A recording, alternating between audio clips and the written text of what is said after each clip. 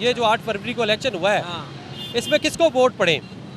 ओए अच्छा ਤੁਸੀਂ ਪਹਿਲੇ ਇਹ ਦੱਸੋ 18 ਚ ਕਿਹਨੂੰ ਭੇਜ 18 में आप बताएं किसको पड़े? ਨਵਾਜ਼ ਸ਼ਰੀਫ ਨੂੰ ਵੋਟ ਭੇਜ ਹਾਂ ਮੇਰੇ ਸਾਹਮਣੇ ਮੈਂ ਆਪਣੀ ਅੱਖਾਂ ਦੇ ਨਾਲ ਵੇਖੇ ਨੇ ਯਾਰ ਉਹ ਸਟੈਂਪਾਂ ਲੱਗੀਆਂ ਨਵਾਜ਼ ਸ਼ਰੀਫ ਦੀਆਂ ਉਹਨਾਂ ਨੇ ਕੈਂਸਲ ਕਰਕੇ ਭੈਣ ਨੂੰ ਵਜ਼ੀਰ ਆਜ਼ਮ ਬਿਠਾ तो ये मुकाबला आप लगाएंगे आप 8 में वो जीता 24 में वो जीता ਫੇਰ ਕੀ ਹੋਇਆ ਕੁਝ ਨਹੀਂ ਹੁੰਦਾ नहीं वैसे दिल पे हाथ रख के बताएं। ਦੇ ਵਿੱਚ ਹੀ ਨਵਾਜ਼ ਸ਼ਰੀਫ ਜਿੱਤਿਆ ਸੀ ਤੇ ਇਹ ਜਿਹੜੇ 23 ਦੇ ਹੋਏ ਨੇ ਯਾਰ ਇਹਦੇ ਵਿੱਚ ਤੇ ਯਾਰ ਉਹ ਵੇਖਿਆ ਜਾਏ ਤੇ ਉਹ ਇਮਰਾਨ ਖਾਨ ਹੀ ਜਿੱਤਿਆ ਸੀ खान साहब और मरियम नवाज में क्या कंपैरिजन है आपकी नज़र में? ਉਹ ਯਾਰ ਉਹ ਮੁਲਕ ਦੇ ਬਾਰੇ ਸੋਚਦੇ ਨੇ ਇਹਨੇ ਬੇੜਾ ਗਰ ਕਰਤਾ ਬਜ਼ਾਰ ਨੂੰ ਬਿਠਾ ਕੇ खान साहब के बारे में क्या ख्याल है? ਉਹਨੇ ਨਹੀਂ ਸਾਥ ਉਹਨੂੰ ਪਤਾ ਹੀ ਕੋਈ ਨਹੀਂ ਸਿਆਸਤ ਦਾ ਐਵੇਂ ਬਿਲਾ ਵਜੇ ਇਹਨੂੰ ਲਿਆ ਕੇ ਬਿਠਾਤਾ कहनो ਇਮਰਾਨ ਖਾਨ ਹੋਰ ਮੈਨੂੰ ਲਿਆ ਕੇ ਬਿਠਾਣਾ ਯਾਰ इमरान खान साहब को सियासत का नहीं पता। ਨਹੀਂ ਪਤਾ ਹੀ ਨਹੀਂ ਉਹਨੂੰ ਯਾਰ ਕੁਝ ਇਹ ਉਹਦੀ ਵਜ੍ਹਾ ਨਾਲ ਤੇ ਮਹਿੰਗਾਈ ਹੋਈ ਸਾਲ ਪਹਿਲੇ ਕੋਈ ਹੈ ਸੀ 70 ਰੁਪਏ 74 ਰੁਪਏ ਲੀਟਰ ਪੈਟਰੋਲ ਹੈਗਾ ਸੀ ਉਹਦੇ ਆਉਣ ਦੀ ਵਜ੍ਹਾ ਨਾਲ ਵੇਲਾ ਕਿੱਥੇ ਗੇਮ ਪਹੁੰਚ ਗਿਆ 55 रुपए भी उनकी वजह तो है ਕਿਹੜਾ 55 रुपए ਜਿਹੜਾ ਇਜ਼ਾਫਾ ਹੋਇਆ ਹੈ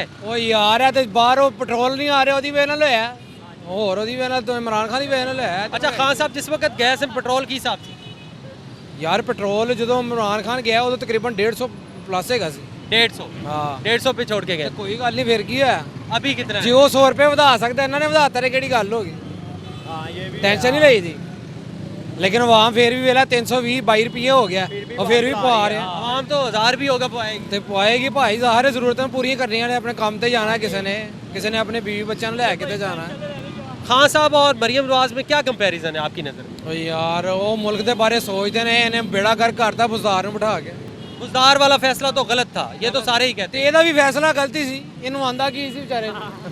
नहीं इमरान खान साहब वाला फैसला सही। ਉਹ ਗਲਤ ਸੀ ਸਾਜੀ अच्छा ਕੀਤਾ ਕੀ ਉਹਨੇ ਯਾਰ 3.5 ਸਾਲ ਦੇ ਵਿੱਚ ਕੀ ਕੀਤਾ ਉਹਨੇ 2024 में ये जो 8 फरवरी को इलेक्शन हुआ है इसमें किसको वोट पड़े? ਓਏ ਅੱਛਾ ਤੁਸੀਂ ਪਹਿਲੇ ਇਹ ਦੱਸੋ 18 ਚ ਕਿਹਨੂੰ ਭੇਜ 18 में आप बताएं किसको पड़े? ਨਵਾਜ਼ ਸ਼ਰੀਫ ਨੂੰ ਵੋਟ ਭੇਜ ਹਾਂ ਮੇਰੇ ਸਾਹਮਣੇ ਮੈਂ ਆਪਣੀ ਅੱਖਾਂ ਦੇ ਨਾਲ ਵੇਖੇ ਨੇ ਯਾਰ ਉਹ ਸਟੈਂਪਾਂ ਲੱਗੀਆਂ ਨਵਾਜ਼ ਸ਼ਰੀਫ ਦੀਆਂ ਉਹਨਾਂ ਨੇ ਕੈਂਸਲ ਕਰਕੇ ਭੈਣ ਨੂੰ ਵਜ਼ੀਰ ਆਜ਼ਮ ਬਿਠਾ तो ये मुकाबला आप लगाएंगे आप 8 में वो जीता 24 में वो जीता ਫੇਰ ਕੀ ਹੋਇਆ ਕੁਝ ਨਹੀਂ ਹੁੰਦਾ नहीं वैसे दिल पे हाथ रख के बताएं। ਦੇ ਵਿੱਚ ਹੀ ਨਵਾਜ਼ ਸ਼ਰੀਫ ਜਿੱਤਿਆ ਸੀ ਤੇ ਇਹ ਜਿਹੜੇ 23 ਦੇ ਹੋਏ ਨੇ ਯਾਰ ਇਹਦੇ ਵਿੱਚ ਤੇ ਯਾਰ ਉਹ ਵੇਖਿਆ ਜਾਏ ਤੇ ਉਹ ਇਮਰਾਨ ਖਾਨ ਹੀ ਜਿੱਤਿਆ ਸੀ 24 में इमरान खान जीता ਇਮਰਾਨ है। ਖਾਨ ਹੀ ਜਿੱਤਿਆ वैसे नून लीग ने टोटल कितनी सीटें जीती होंगी? ਐਮ ਲਾਹੌਰ ਦੇ ਯਾਰ Totally, ਲਾਹੌਰ ਤੇ ਉਹਨਾਂ ਨੇ totally। ਪੂਰਾ ਜਿੱਤਿਆ ਸੀ ਯਾਰ नहीं वो तो कहते हैं 17 सीटें जीते हैं सिर्फ। ਉਹ ਨਹੀਂ ਝੂਠ ਬੋਲਦੇ ਨੇ 17 ਸੀਟਾਂ ਕਿੱਥੋਂ ਆ ਗਈਆਂ ਸਾਰ आपके अंदाजे में कितनी जीता होगा वैसे? ਖਾਣਾ ਦੇ ਵਿੱਚ ਵੀ ਧਾਂਦਲੀ ਕੀਤੀ ਇਹਨਾਂ ਨੇ ਇਮਰਾਨ ਖਾਨ ਇੰਨੀਆਂ ਜਿੱਤਿਆ ਨਹੀਂ ਸੀ अच्छा 2018 के इलेक्शन में ख्वाजा आसफ ने खुद बताया था कि मैंने रात को फ़ोन किया था। वो फ़ोन किसको किया था?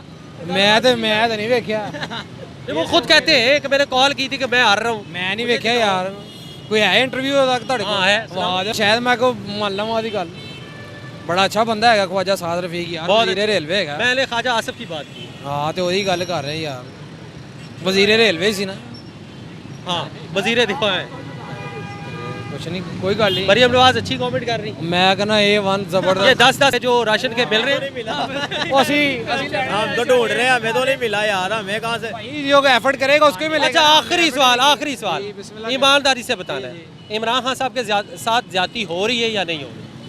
ਯਾਰ ਦੇਖਿਆ ਜਾਏ ਤੇ ਉਹਨਾਂ ਨੂੰ ਨਾਲ ਲੈ ਕੇ ਇਹਨਾਂ ਨੂੰ ਚੱਲਣਾ ਚਾਹੀਦਾ ਯਾਰ ਜ਼ਿਆਤੀ ਤੇ ਵਿਚਾਰੇ ਦੇ ਨਾਲ ਹੋ ਰਹੀ ਕੋਈ ਗੱਲ ਨਹੀਂ ਇਹਨੇ ਵੀ ਤੇ ਬੜੀ ਕੀਤੀ ਉਹਦੇ ਨਾਲ ਯਾਰ ਕਿਹਦੇ ਨਾਲ? ਮਰੀਮ ਨਵਾਜ਼ ਦੇ ਨਾਲ ਨਵਾਜ਼ ਸ਼ਰੀਫ ਨਾਲ ਘੱਟ ਜ਼ਿਆਤੀ ਕੀਤੀ ਹੈ ਇਹਨੇ ਦੱਸ ਬੜਾ ਗਲਤ ਕੀਤਾ ਇਹਨੇ ਉਹਨਾਂ ਦੇ ਨਾਲ ਫਿਰ ਦਾਰ ਜੈਸੀ ਕਰਨੀ ਵੈਸੀ ਭਰਨੀ ਬਰਦਾਸ਼ਤ ਕਰਨਾ ਪਏਗਾ ਉਹਨੂੰ बर्दाश्त कर या पास कर? ਹਾਂ ਪਾਸ ਕਰ ਹੁਣ ਬਰਦਾਸ਼ਤ ਕਰੇ ਅੰਦਰ ਬੈਠਾ ਹੈ ਨਾ